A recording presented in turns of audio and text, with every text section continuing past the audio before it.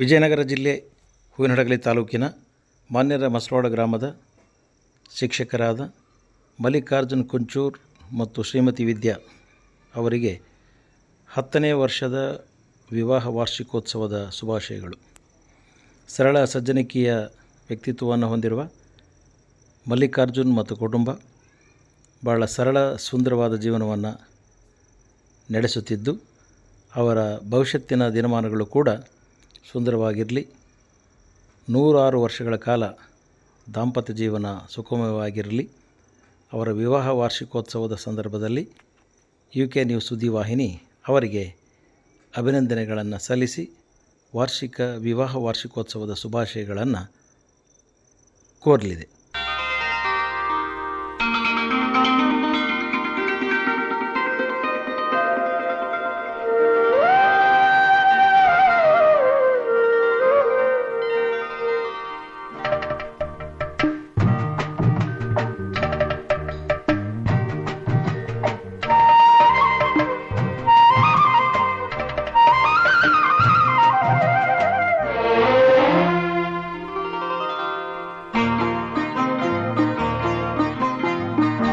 ಬಾ